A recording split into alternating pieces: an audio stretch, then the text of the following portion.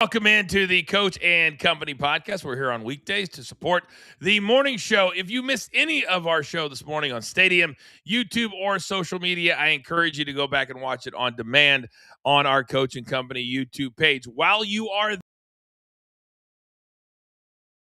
of our pages. Oh, and by the way, if you haven't watched Coach and Bro from yesterday, go to our BTT YouTube page and do the exact same thing. There is so much going on right now in the world of sports and pro wrestling. By the way, I'll be on 2 to 4 Eastern time today, channel 156. As always, it's Off the Ropes with your boy. Now, joining me as he always does, Mikey P. This podcast never goes longer than 20 or 30 minutes. So, Mikey, we got to start by going back to last night. And for once, we didn't have to hear about NIL, didn't have to hear about players getting bought or where they're going to go. We got to watch two really good college football teams. You got to watch the best story of the entire postseason unfortunately come to an end. You got to watch a quarterback drive his team down the field and score the game-winning touchdown with 20 seconds to go in the game. Last night was everything that we could have wanted. What did you like the most about last night and the Hurricanes now one win away from a national championship? What I loved most about last night, Coach, is it exactly defines what the transfer portal should be about. Carson Beck gets injured. Georgia doesn't want him anymore. He's got to find a school, any school, to buy in that he can still play at the highest level in college football. On top of that, Trinidad Chambliss, a D2 guy, gets an opportunity at Ole Miss, transfers to Ole Miss, and they put on one of the best college football games we've seen in quite some time. Throw out all the money, throw out all the boosters, all the NIL. This is what the transfer portal should be about. New opportunities for guys with tremendous talent making the most of it. And what was kind of cool also is that obviously I worked at ESPN for a long time. And Kirk Herbstreit has been the voice of college football for a very, very long time. One of the criticisms of him has been not putting his voice out there when it needs to be out there, right? And it's a tough spot to be in, especially when you're the face and voice of college football. But he took about 60 seconds last night, and he talked to all the coaches, he talked to all the players, and he said, you can go chase all of the five-star recruits that you want.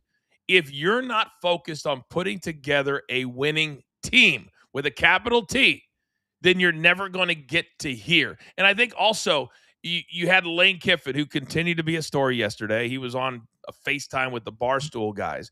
And it kind of reminded us, Mikey, that he did everything that, at least for me, and I can't speak for you, everything that I wouldn't do. Because everybody says, well, it's for the money. He was already making a lot of money. And he had to, regardless of what he says. Can you imagine him sitting in his office last night, watching that team that he put together with those coaches that he caused such an uproar this week? Well, you got to come here, and then you got to go there. You know, Charlie, to watch his team play with so much heart, and he couldn't be a part of it. I don't care what anybody says. That had to hurt him last night. It should have. And what should also hurt him is how much he tried to get himself involved with stuff that doesn't matter. There was so much hoopla about the assistant coaches that weren't going to be on the sideline for Ole Miss last night. We wake up here Friday, January 9th. Are any of us talking about, wow, if Ole Miss really had that third assistant offensive coach, maybe that would have taken them over the top? No, we're talking about Miami overcoming Ole Miss. We're talking about Ole Miss leaving their hearts, something Lane Kiffin lacked throughout this entire situation, on the field. Kewan Lacey, 73-yard run, injured his hamstring. Did it look like he was hurt to you, Coach?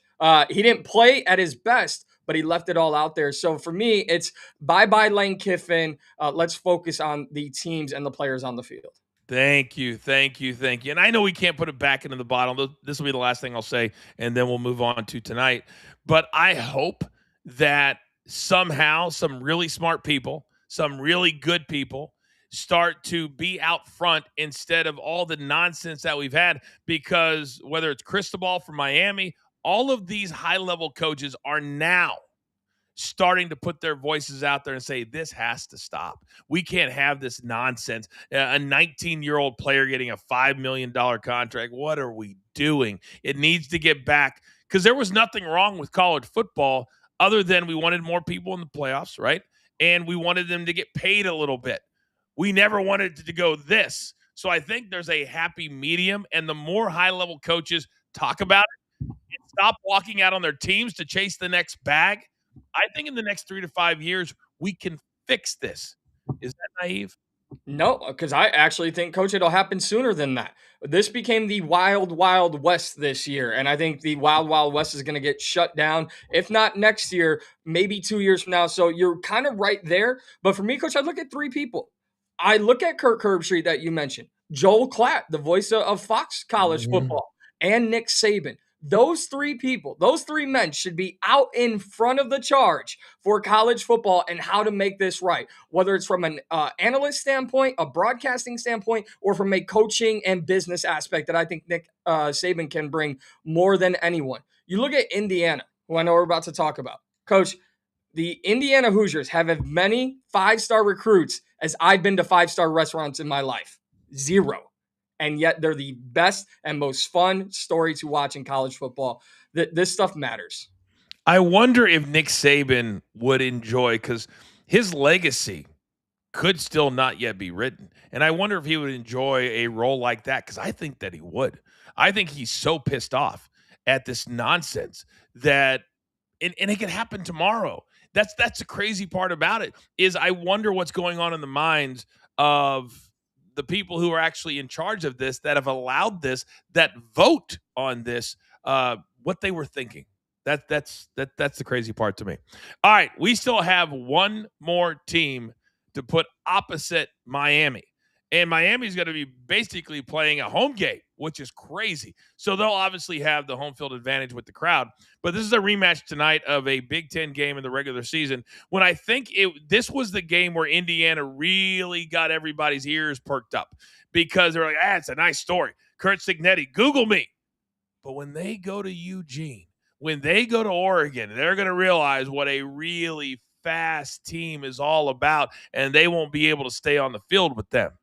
Well, not only did they stay on the field, they scored 30. They won by 10.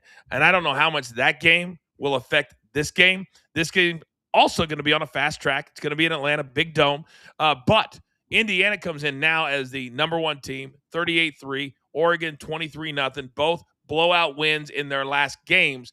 But I think Indiana is now setting the blueprint for what a really good team needs to look at, with a really good leader, and they already have the quarterback from TCU signed, sealed, delivered to take over for Mendoza next year.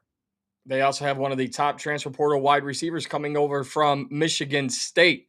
And Mhm. we don't need to mention everyone by name that they signed. Why? Because in 2026, when the next college football season starts, we talk a lot about Fernando Mendoza. Do we talk about anybody else for the Indiana Hoosiers? Nope. No, because they're not superstars, because they don't need nor want to be. If your head coach is your top superstar, your most marketable person within your program, you're doing it right. We just mentioned Nick Saban, and there's been some great talent at the University of Alabama, most of which didn't pan out at the NFL level at the quarterback position.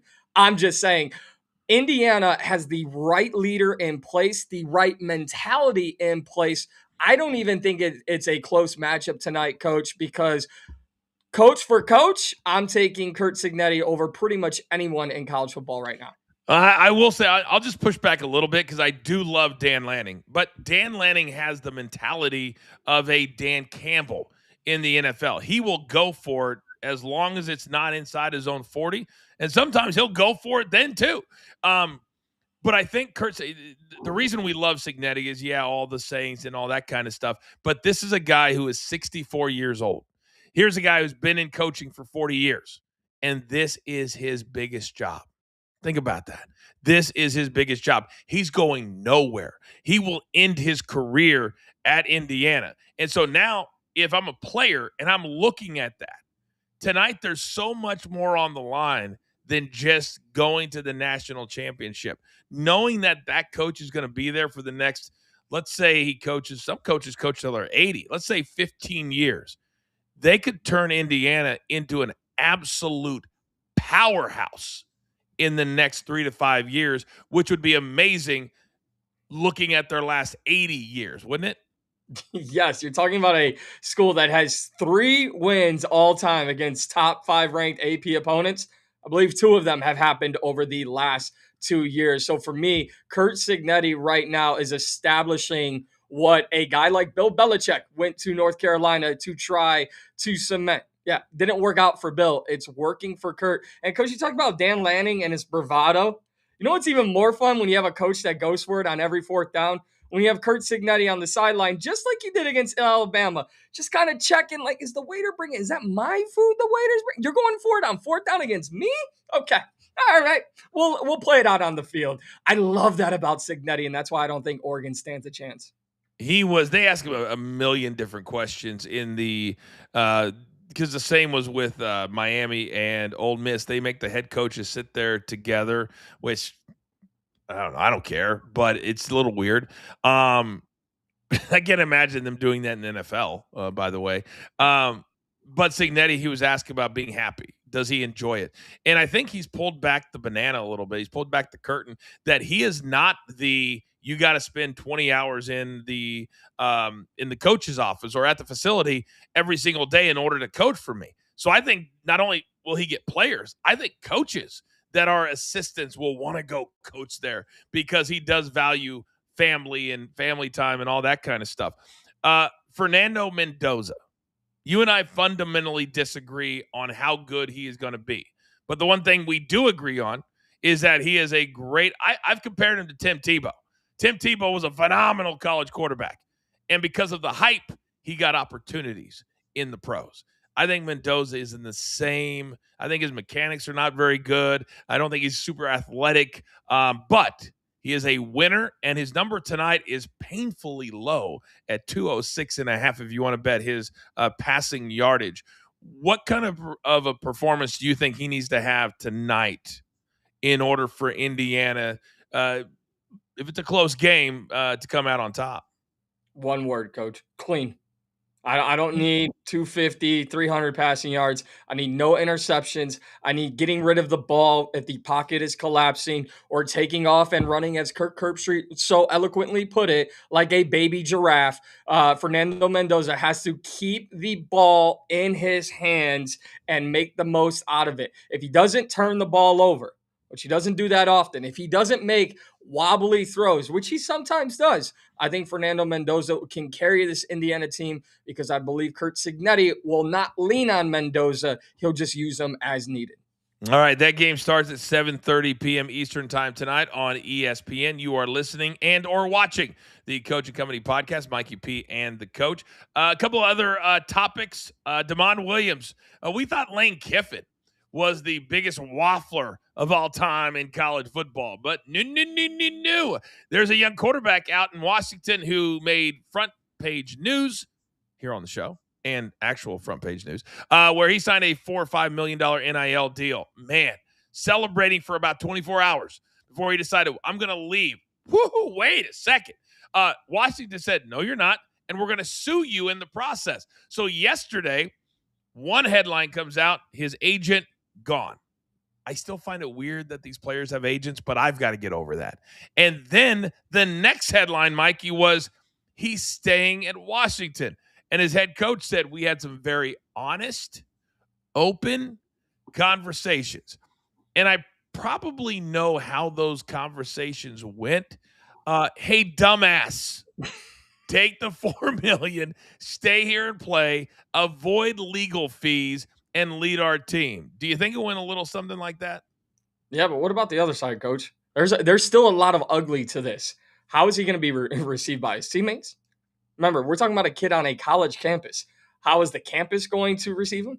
And did you notice his statement that he had to put in, which is the most I'm sorry, coach, I'm just rant for a second. The most disgusting thing, more than going back on a contract, the fact that you have to say, I apologize for making this a distraction while those at University of Washington were at a celebration of life. Really? I mean, some things are better left unsaid. We already know what you did, Damon Williams. You made yourself look foolish. You made your school look foolish. And now you just look like a foolish, young, immature kid at this point. I don't know what this guy's future is at the college or pro level. Well, I think to defend him a little bit is he's a 19-year-old idiot. We know that.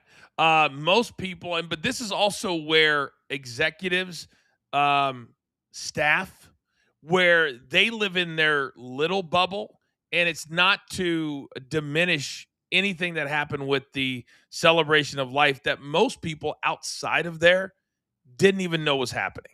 And if he didn't apologize for it, they wouldn't have known. I mean, you're probably the anomaly because you do this for a living and you deep dive into a lot of things. But on the surface, a fan in Alabama or North Carolina or New York has no clue what happened out there. None. And I think that locally, he probably should have done it. But also, I'll address the how will he look to his teammates and bro, his teammates are probably patting him on the back. This is all so new. And they're probably saying, damn, if I had somebody offering me 4 million, then somebody walks in the door and it's the number one coach right now, as far as attention is concerned, offering me 3 million more than that, I would probably think about it too. So I don't think there's going to be, and you got to remember, we've got 7 months before they play a game. I think they're going to be fine. I see your point, but these college kids, they have no clue what this money. I mean, this is like pie in the sky money. I mean, can you imagine being 19 and getting this and then getting a call from Lane Kiffin? Now, I did see a story that apparently tampering charges could be out there for Lane Kiffin, because that's one thing you cannot do is if they're under contract and not in the portal, you're not allowed to call them. Am I right on that? You can't You call them, right? you are right on that. You imagine LSU hires Lane Kiffin and they get hit with the death penalty before he even coaches in a game. I mean, what is That would be on brand. That would be on brand. Oh my gosh. I don't know that I've ever seen a person, but I've had a lot of people say this to me. Coach, what did you expect?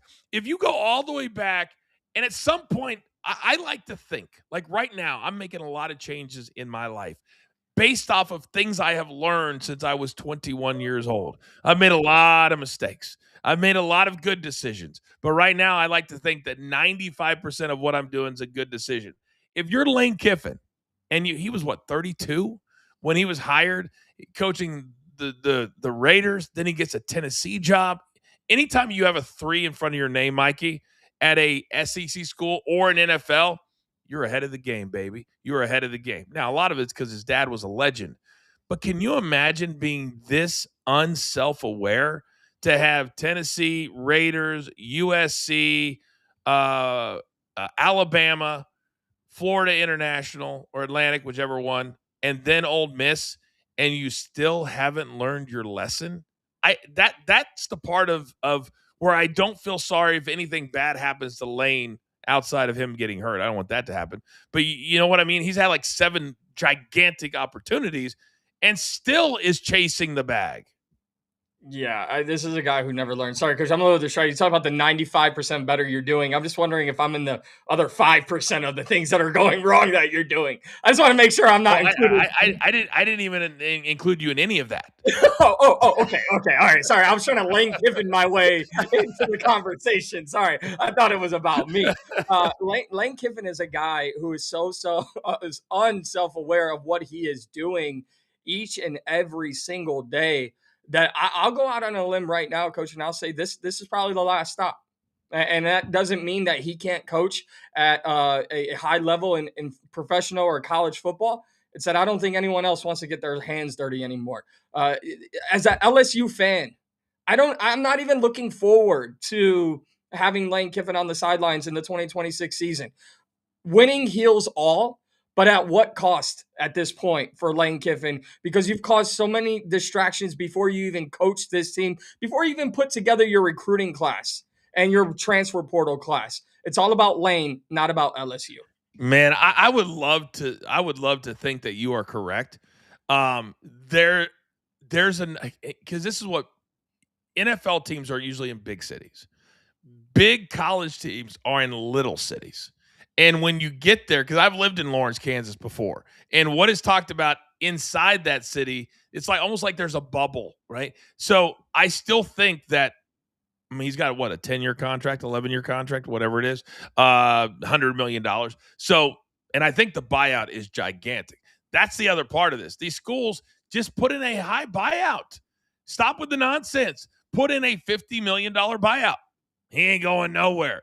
But there's always going to be that one or two GMs out there.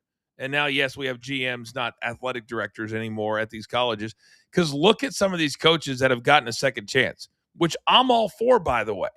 If you do something stupid, like riding around on a motorcycle with an assistant on your motorcycle, yeah, you shouldn't be. But we're seeing that over and over and over now. And I hope you're right. I hope he has the mentality, this is the top of the mountain for me. Because where else are you going to go, Mikey? That's going to be better than this. It's all going to be equal. It really, really is, right? Yeah, the only place he would want to go to, because maybe 10 years from now, he'll have another calling from his father to say, hey, you should really complete this full circle and go to Alabama.